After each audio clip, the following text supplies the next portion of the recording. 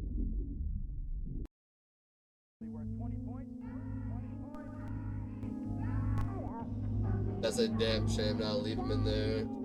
No doubt I'll have a picture on the front page of every newspaper in the country, right, Ron? It's 8 a.m. sharp on a Saturday morning in 1979. Families in the Tampa Bay area turn on their television sets as thousands of sleepy children awake on their day off from school. Some flip to Nickelodeon, where a rerun of Pinwheel is playing. Bomb the ocean. Some flip to ABC, where they would catch the final episode of a short-lived TV series called Fangface. You'd have to watch the other one. However, that morning, others would opt for a more virtuous wake-up call, flipping the station instead to channel 22, or the Christian Television Network, where a new show was opening the day's slate. A show called... Oh, another creepy puppet show. The show Joy Junction quickly found its place in the hearts of viewers, with kids immediately connecting with the quirky characters and silly games. Their Christian parents, too, found solace in the show's themes and non-offensive stories, creating a program that could be experienced together as a whole family. From that day on, families all across Florida and eventually across the entire United States came to enjoy the program, which continued on for a run of over 20 long years, until one Saturday morning at 8 a.m. sharp, when, without explanation, the show came to an unceremonious end and was never broadcast again. Today, the show and all official records of it have been scrubbed from the internet, with the companies behind its creation and the networks that aired it acting as if it never even existed, some allegedly going as far as to destroy any remaining copies, thanks solely to the heinous events that transpired during and after its television run. This is the story of Joy Junction, the children's TV show with an unimaginably dark secret. What? He has a creepy glasses. We'll return after these messages. One of the most frustrating things to me is spam phone calls and spam texts. There was a point in my life where I swear every single gonna lead to also gives me fast fraud alerts. If anyone, best of all, I get a Nick Crowley. Come and join us for a half hour of fun and games at Joy Junction. Now here's Sheriff Don. Thank you, and welcome to this fun little town of Joy Junction. Oh yeah, he definitely touched Joy Junction kids. was both the name of the show and the name of the fictional town in which it was focused. A town where numerous characters converged to tell stories, play games, and answer questions, all of which pertaining to Christianity. Each episode followed the same basic structure. They were 30 minutes long and would tackle one general lesson taught in the Bible and tell it through an acted out story. This was then interspersed with various... I will sign an affidavit. Yeah, guys, I don't think that this is a Christian thing. Like, obviously, like, just as much fucked up shit happens on non-Christian shows, you know? Games and audience participation, as the show heavily leaned on including its young fan base. I think the reason why it's creepy because, like, Christian-themed shows normally have a lower budget, so, like, the show, like, production and quality is lower, and so it makes it even and immersing them in the world of Joy Junction. They even had a live studio audience for every episode, comprised of kids ages 3 to 13, with the participants and crowd genuinely seeming excited to be there, which was largely due to its lovable cast of characters. The most prevalent of these was Sheriff. On my deathbed, I'm gonna be watching VeggieTales. Don, who was actually played by the creator of the show itself, Don McAllister. And the whole gang is here, so we're going to have us a good time today. Glad you could join us for the next 30 minutes. He guided the show from segment to segment and often focused on the Bible while driving home the episode's central theme, while also being the one who most often interacted with the children who participated in the show. Then there was Forrest Padley, a soft-spoken professor who, ironically, often had lessons taught to him due to his obvious clueless nature. Mr. Bubble, he'll even help when you did wrong. Well, I'm not a pope, but how about he'll even help when you're in trouble? Hey, Sheriff Don, you're a poet too. And of course, the fan favorite, Whittler Dan, a caricature of a southern farmer known as the goofy storyteller of the group. Good, yeah. Oh, hi. I'm just sitting here reading some of the mail from Joy Junction and some of the jokes in here. Would you like me to read some more? Oh, okay. That's good, yeah. Yeah. Oh, you want me to read it to you? But of all the characters to come from Joy Junction, there was one or two who were by far the most popular, yet polarizing. Ron and Marty. Played by professional ventriloquist Ronald Williams, Ron and Marty were far and away the most memorable characters for those who watched the show, and for obvious reasons too. Many children watching at home found the duo, and Marty specifically, to be off-putting, even horrifying, with some claiming that the doll gave them nightmares and was just too creepy to look at, causing many to stop watching the show altogether. But despite this, others found the duo to be hilarious and entertaining, tuning in week after week just to see them perform. For the viewers, it was a love or hate relationship with Ron and Marty. But even so, it was impossible to dismiss their impact on the show. They appear in every single episode that we have available today, and they were often tasked with teaching the children some of the series' most important lessons. Lessons like not to cuss. Seems like I'm hearing a lot of swear words. All the kids are using swear words these days. And I'm afraid one of them's going to slip out of my mouth. First of all, why don't you try immediately praying and asking the Lord to take those bad words and thoughts out of your mind? Say, that's a good idea. Practicing self-control. That guy's a professional puppet master. You can tell he's talking. Do I draw my eyebrows? Oh, well, I don't think my self-control works. It must be broken. Well, no, Marty, I don't think anybody can practice self-control all by themselves, but if you'll just ask the Lord to help you, He will. Defeating bad thoughts. Hearts will cause good words and thoughts to come out of our mouths. It's almost so, Marty, as if our mouths will overflow with the thoughts and the ideas that are inside of us. You know, we need to be very careful about what we put in our minds and our hearts, Marty. That's for sure. And most controversially, Ron, they were looking at some dirty pictures and they wanted me to look too. Well, Marty, what did you do? Well, I said, look, guys, I like you a lot and I want to play with you, but I can't look at those pictures. I just can't do it. What the fuck? Whether it was the lessons they taught, or Marty's blatant uncanniness, these two characters were the most vividly remembered part of the show. And this is important, as these memories are essentially all we've been left with. The puppet noodles. We're still covered with that darkness and with that sin. And when we say He'll wash us as white as snow, that's referring to the sin that's within us. Joy Junction is classified today mainly as lost media. No official copies of the show have ever been published by its creators or the networks that owned it. It just kind of ended one day and was never talked about again by those involved with the project. And this lack of archiving stretches past just the media itself. If you were to look online for information on the show today, you would find next to nothing. There's no Wikipedia page, no actors, producers, or directors mentioning it in their work history or on their resumes. There's no official website. There's essentially nothing. Not even so much as an official date in which the show started and ended, despite the fact that the show apparently ran for 20 long years. We know for sure that the show aired on CTN in the 1980s, specifically in the Tampa Bay area, before it was later syndicated and broadcast across the country on channels such as TBN and Smile of a Child. But today, none of these networks mention the show having ever aired in their lineups, and none of them have ever provided an explanation as to why the show was pulled from the air. The only reason we even know anything about it is thanks to old recordings and VHS tapes captured by those who once enjoyed the show. With a few dozen episodes and some short clips from the series having made their way to YouTube in recent years, essentially serving as the only surviving relics of Joy Junction. Because of this, the show is largely a mystery, and information is incredibly scarce and hard to come by. But after doing some digging, I was able to the Quiet on Set documentary, and we watched all that stuff back when it was talking about. It was so sad, bro. It broke my heart how so many of, like, you know, the content I loved growing up. Like, I loved all those actors. I watched all their shows. The whole time when I was watching them, they were popular growing up. They were just being, like, horribly, horribly abused. Find some mentions of it in old newspapers printed nearly 45 years ago that did shed a bit of light on the context surrounding its creation. The first mention of Joy Junction came in 1978 within the Evening Independent, though at this point it was not even a television show yet. Instead, advertisements were placed in the paper weekly for the Faith Community Church in Largo, Texas, that mentioned including some sort of in-person act specifically for children, called Joy Junction.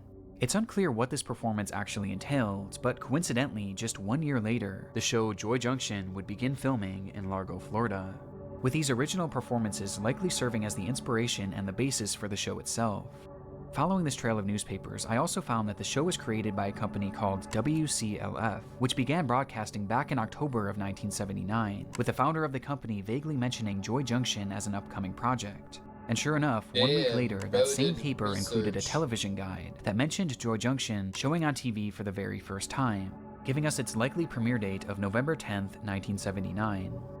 Aside from this, I was able to confirm that the show did in fact play all across the United States and wasn't limited to just Florida, which might be why finding an exact date on when the show ended has proven essentially impossible. But the most common belief across the internet is that the show lasted until somewhere around 2004, putting its lifespan at a surprising 25 years, which makes it all the more unusual that there's hardly any mention of it online, and that there was seemingly no attempt to ever even archive it. It seemed as if the parties involved didn't just drop the show and forget about it. They completely washed their hands of it and tried their best to bury it. There are even rumors circulating that CTN themselves had all their remaining copies set on fire and destroyed so that the show would forever be forgotten. And when you consider everything that happened, this isn't really all that surprising. But what is surprising is the extent of the unraveling and the way in which it began, as it all started with a simple water bottle.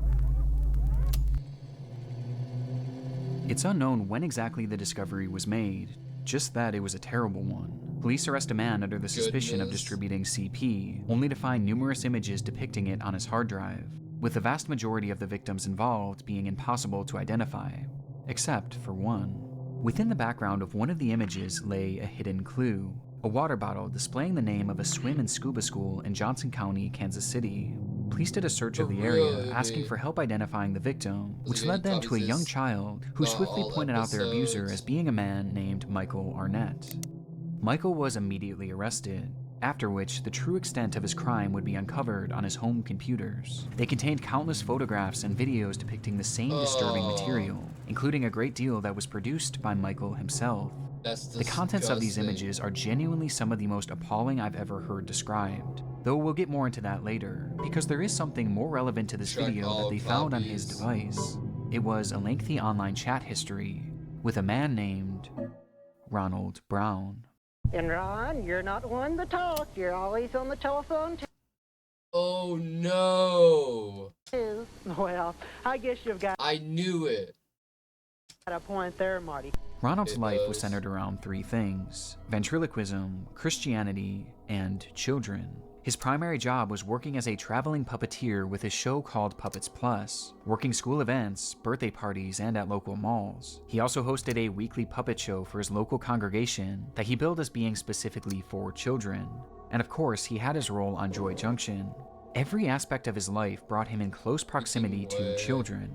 And as it turns out, there were several undisclosed incidents that raised serious red flags about this. The first incident occurred in 1998, at a time when Joy Junction was still believed to be in circulation across TV stations. Brown was driving home late one evening when a police officer pulled him over for speeding. The officer shined his light in the car as Ronald reached for his documents, only for his light to catch something unusual stuck between the seat cushions. It was underwear. Children's underwear. Despite the alarming nature of this, Ronald would end up convincing the officer that nothing strange was going on, claiming that the old pair of briefs merely belonged to his puppet, Marty. That night, Ronald was allowed to drive away without further questioning. Though things get stranger from here. Around the time of this encounter, Ronald had been living in a home conveniently located less than a block away from a popular playground. And upon moving into this home, neighbors began to complain of Ronald's relationship with young children in the area. Every Wednesday, kids from around the block would ride their scooters and their bikes over to his house for free pizza. The group would eventually emerge from the home, and Ronald would drive them in his van to a nearby church, where he would supposedly perform his ventriloquism. These weekly meetups were strange to say the least, especially because they were allegedly fairly secretive, with some children even sneaking off to meet the man without telling their parents. There were even other allegations that Ronald himself had hid their bikes underneath his home, almost as if he was trying to avoid any suspicion. And although I couldn't find concrete proof of this, it was rumored that when neighbors checked underneath his home, they reported not only finding these bikes, but used sex toys as well, which were stashed there for unknown reasons. There were never any sort of allegations made against Ron, legal or otherwise, but the red flags here are glaring. Red flags that seemingly went ignored, as people bought into Ronald's act as a God-fearing, silly ventriloquist. Though in reality, the chats found on the computer of Michael Arnett shattered this perception in the most dramatic way imaginable. Though even so, these chats aren't what you would expect. No, somehow they are much, much worse.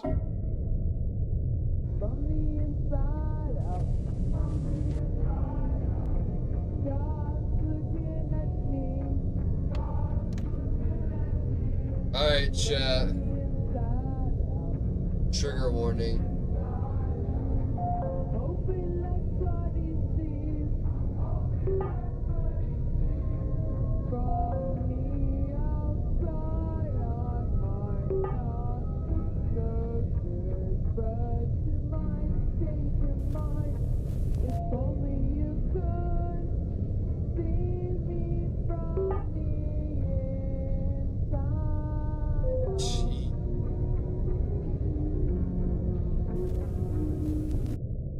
Within their conversations were numerous messages between the two men, fantasizing about not only killing children, but eating them as well, with most of the messages being far too vile to discuss or even show in this video. And this wasn't just fascination, it was obsession. Ronald had even found a child at his church that he frequently discussed wanting to eat, mentioning that he would be the perfect feast for Easter, describing what it would be like to end his life and to consume his body. And this went far past just talking, as Brown had taken photos of the child from afar and had actually been formulating a plan to kidnap him. He had even sent a photo of the child with black lines drawn over it to show the various spots in which Ronald wanted to butcher him. This was all supported by his friend Michael too, who himself claimed to have eaten multiple children, with a man even sending a photo of a 2-year-old girl that was seen inside of a pot, inside of an oven. And this wasn't the end of the shocking discoveries either, as things were made even worse upon investigators searching into Ronald's username, UE Lime. In doing so, they discovered an account on a website called cutedeadguys.net, which was and is a forum for sharing images of the dead between those who fetishize corpses. And within his account, Ronald stated that he was one of these people too, admitting that he loved the sight of dead boys ever since he was a young man. And he wasn't lying either. Upon these revelations, Ronald's home was raided, where police would find over 200 images containing CP, which didn't even include the hundreds of others showing tied up children, children being abused, and children that appeared to be dead. Along with this, police also found a blow-up sex doll in the home that was dressed in little boy's clothing, and inside one of his sock drawers was another hard drive with images of countless dead children, as well as a single flyer for a missing child in the area. He also had hundreds of images of a young boy named Andrew, who had attended Brown's church and youth group, with the boy having died of a brain tumor years before. Photos that showed the boy's slow physical decline, all the way until his memorial service. What the fuck? You know, Don, you have to invite Jesus Christ to come into your heart and ask him to forgive you of your sin. Upon his arrest, Ronald Brown admitted to everything. He truly did want to eat the child he had been eyeing up at his church, along with many others over the years. Though after saying this, he claimed that he would never actually have carried through with it, and that Michael and him were merely role-playing.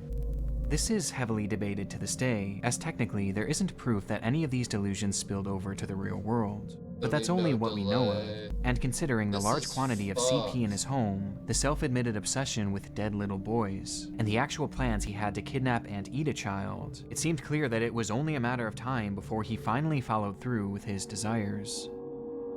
For Ronald, there was no defense, and because of this, the judge handed down a sentence of 20 years in 2014, which would wind up becoming a life sentence, as it appears he passed away sometime in 2020, well before his scheduled release. Damn, I hate that. This discovery changed the entire context surrounding Joy Junction, the wholesome TV show beloved by children all across the country. So he did some disgusting, vile shit on there in the station, and everyone on is trying to hide it to not get themselves dirty with all his fucked up shit he did that they probably knew about. Only for one of its main stars to be outed as a predator of the most disturbing caliber. But there was one last discovery made by law enforcement in Ronald's case that makes the show that much more chilling. During the raid on Ronald's home, officers found a collection of journals that Ronald wrote in daily, where he obsessively discussed young boys that he had been coming into contact with, highlighting his desire to know what it was like to kill them and to know how they taste. These journals, to my knowledge, have never been released to the public, but the thing I find most interesting about this is the date at which these journals started. 1978, meaning that this disturbing desire had been brewing inside of him for decades. And coincidentally, Joy Junction just so happened to start 1 year later, in 1979, meaning that many of the kids seen on this program were likely the very same ones that Ronald wanted to eat. What the Given this fuck? context, it's no wonder why all Wanted parties to involved with eat? Joy Junction cut ties with it completely. It just That's changes the entire feeling of the nuts, show. dude. From the moment that one simple water bottle was identified, Joy Junction's fate was sealed, and so was Ronald Brown's. Still though, I'm left with many questions after reviewing this case. Was there anything more to that traffic stop in 1998, or those pizza parties with the kids? And how serious was Ronald about following through with his plan? Yes, that shit, there was more to it. What do you mean? To kill C, with the answer to these questions likely being taken to the grave along with him. But what I find so fascinating about this case is that the fallout of the raid on Michael Arnett's home is still being felt to this very day. Honest devices weren't just chats from Ronald Brown. In fact, there were hundreds of other predators, with officers going on to arrest many of them, some of whom are still in the process of being tried and sentenced. And when reading into some of these other cases involving Michael, it's evident just how serious these people were about their dark cravings. One of these men was even recently caught having built an entire bunker equipped with torture tools in preparation for his first victim, which he planned to share with Michael. On top of all the CP distribution, these fantasies about killing children weren't just roleplay.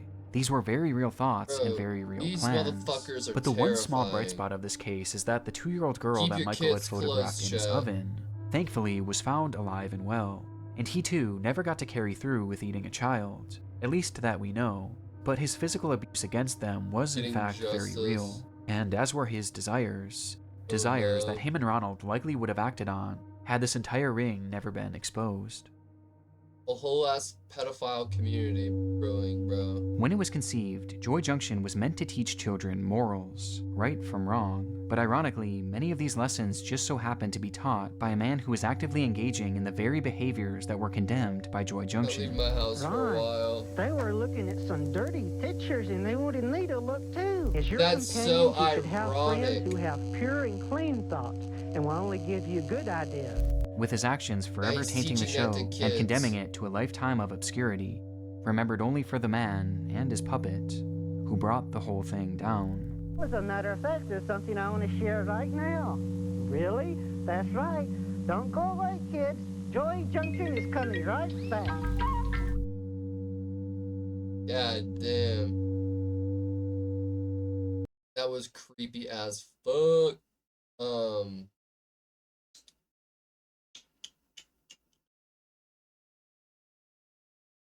Alright, there's thousands of people out there